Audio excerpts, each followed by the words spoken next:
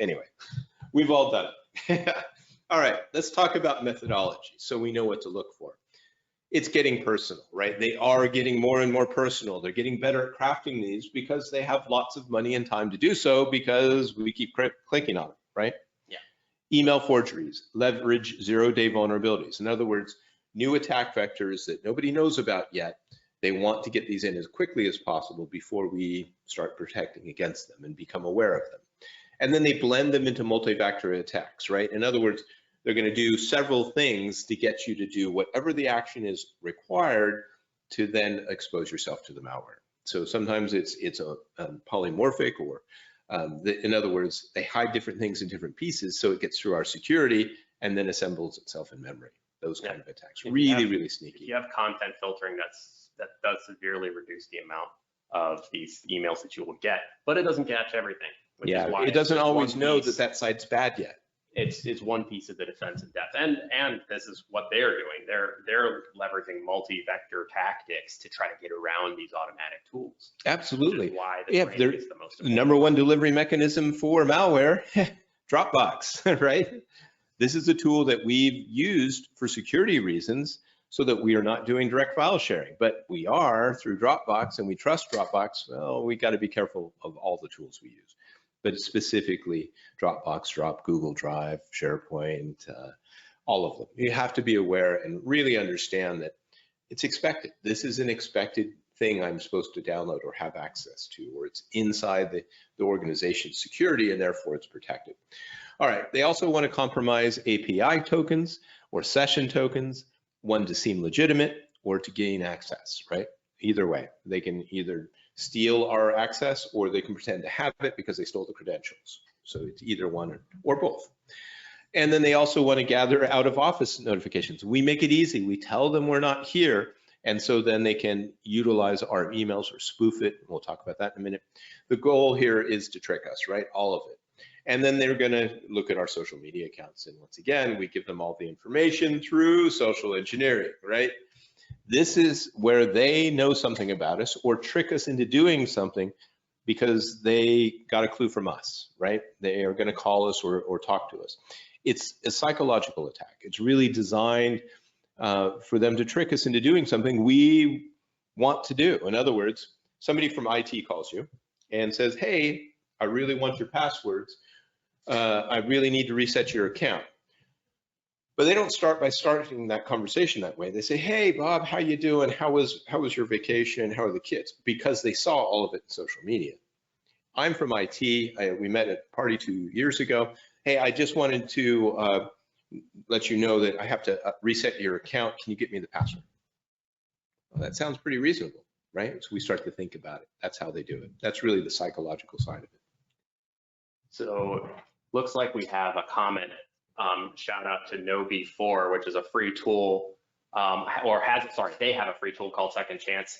Thanks for bringing this up. It does multiple things to help protect you from these kinds of attacks.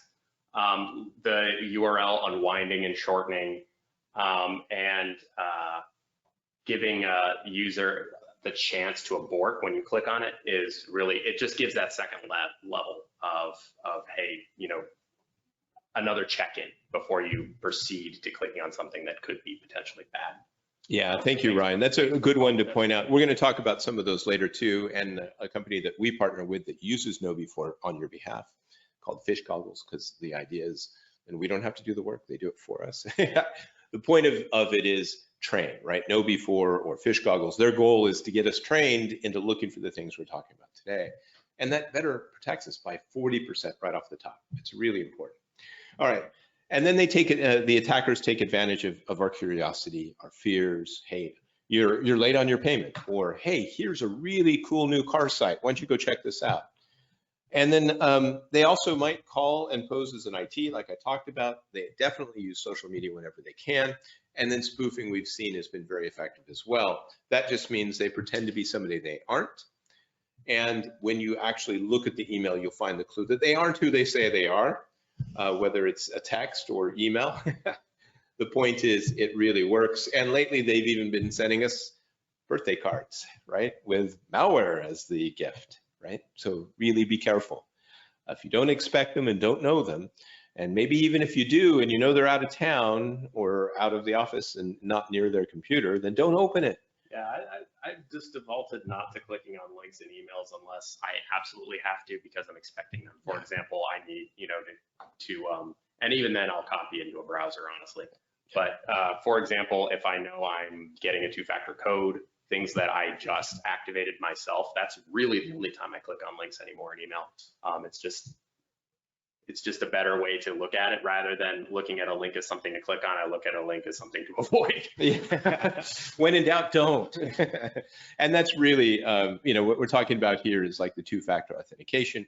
In other words, two different sources, verified in two different ways.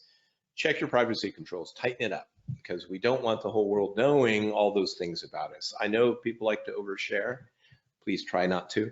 Avoid it as much as possible, and especially when it comes to personal details. Yeah, and if you as much as you can make that stuff only known to your friends, that definitely helps, right? Absolutely. Keeping things public.